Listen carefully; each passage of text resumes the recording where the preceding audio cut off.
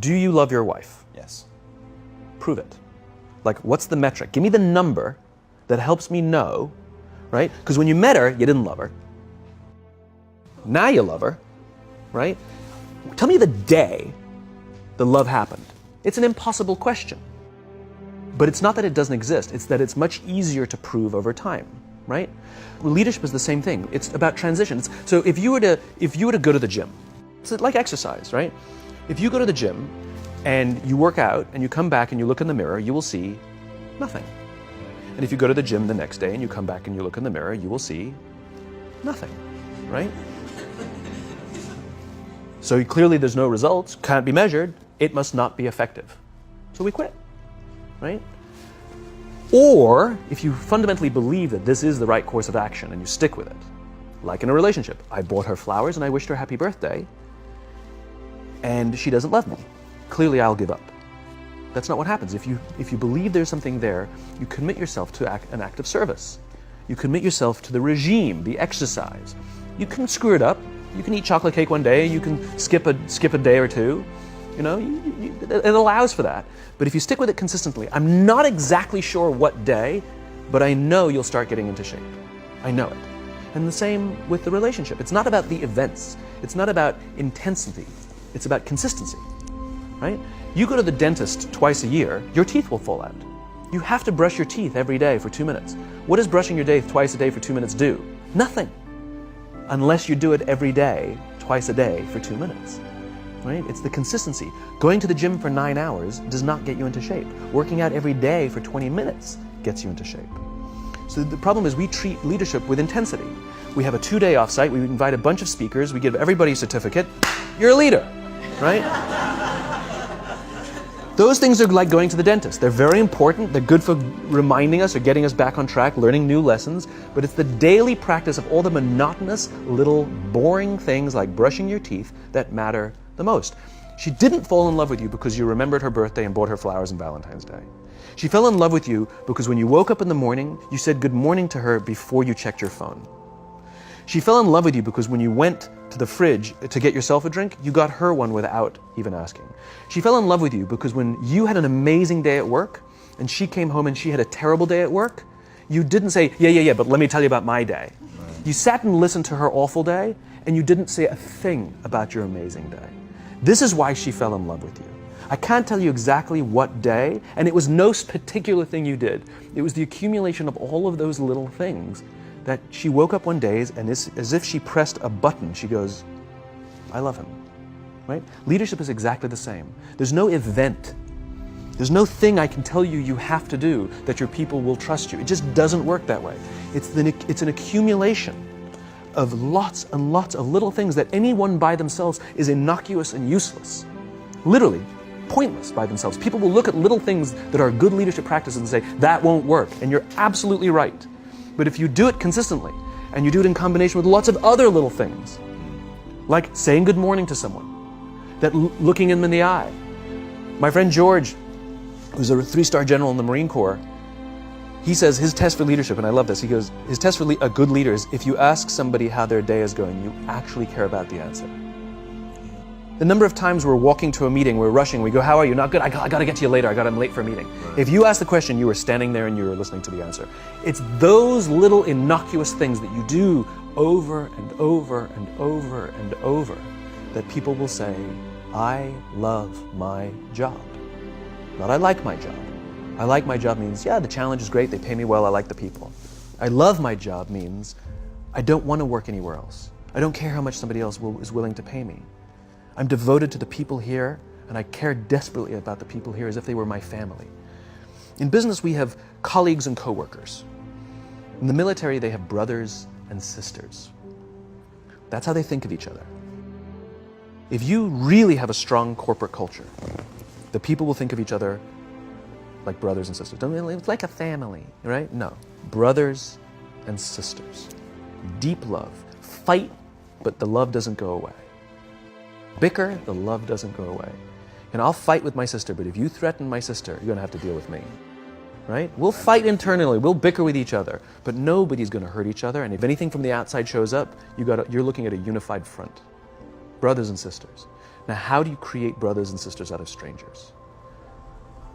Common beliefs, common values, parents, in other words, executives who care about their children's success, who care to raise their children, teach them skills, discipline them when necessary, help them build their self-confidence so that they can go on and achieve something more than you could have ever imagined achieving for yourself.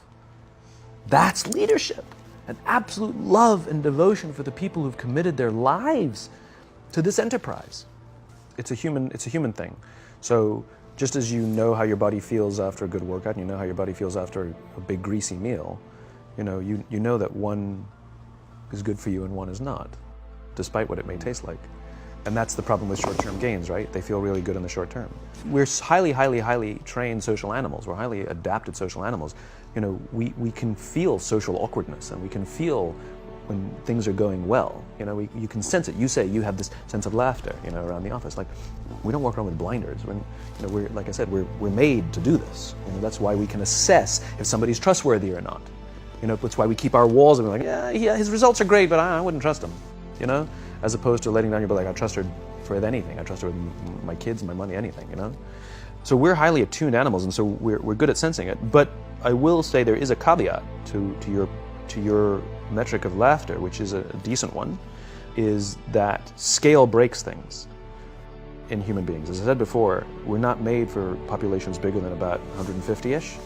It's called Dunbar's number. Robin Dunbar, a professor from Cambridge University, theorized that we cannot maintain more than about 150 close relationships. And the way he defined a close relationship is, if you're at a bar with a bunch of friends and somebody comes in, would you ask that person to join you or not? And it's about 150 that we would ask them to come join us. And if you think about the reason, that actually makes perfect sense, which is there's two limiting factors. One is time. If you only gave 2 minutes to every person you know, you'd make no close friends. And the other one is memory. You just can't remember everybody. And so this is where leadership becomes very, very interesting. Because if you have a company that has a lot of people, 5, 6, 7, 800 people, 1,000, 2,000, 5,000 people, clearly you can't know everyone. And clearly as a CEO, like, I care about every single one of my people. You don't even know. Some of the people you work for who work for you are bastards. You don't care about them, right? So it's a nonsense statement. But what you can say is, I desperately care about the people whose names I know and whose faces I recognize.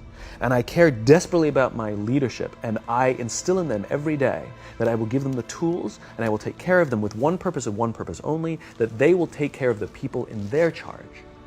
And I want those people to take care of the people and instill in them that they take care of the people in their charge. And then by the time you get down to the masses, where the actual 1,000 exist, because of the seniors it's like 20, where the real 1,000 exist, they feel about 150 of them can look to one of their direct leaders, to one of their direct managers, and say, that person cares about me. That's our boss, that's my leader. Not the leader, it's the CEO. That's my manager, my boss, my leader. The one thing I am comfortable saying that all effective leaders must have is courage. Because it is hard. It is hard to stand up against outside pressure. It is hard to stand up to an external constituency who's pushing you to do something for their short-term gain, to do the right thing for your people. It is hard. It is thankless. It is lonely. Sometimes you get fired. Sometimes you get in trouble. Sometimes you'll lose your job and the next guy will get all the credit. It's all true. And the courage to do the right thing in the face of overwhelming pressure, only the best leaders have that courage. Only the best leaders. And here's the folly. Courage is not some deep internal fortitude. You don't dig down deep and find the courage, right? It just doesn't exist. Courage is external. Our courage comes from the support we feel from others. In other words, when you feel that someone has your back, when you know that the day that you admit you can't do it, someone will be there and say, I got you. You can do this. That's what gives you the courage to do the difficult thing. It's not going off to an ashram by yourself somewhere for 4 weeks and coming back and finding the courage. It's not what happens. It's the relationships that we foster. It's the people around us who love us and care about us and believe in us. And when we have those relationships, we will find the courage to do the right thing. And when you act with courage, that in turn will inspire those in your organization to also act with courage. In other words, it's still an external thing. That's what inspiration is, right? I'm inspired to follow your example. But those relationships that we foster over the course of a lifetime will not only make us into the leaders we need to be and hope we can be, but they'll often save your life. They'll save you from depression, they'll save you from giving up, they'll save you from any matter of negative feelings about your own capabilities, your own future. When someone just says, I love you.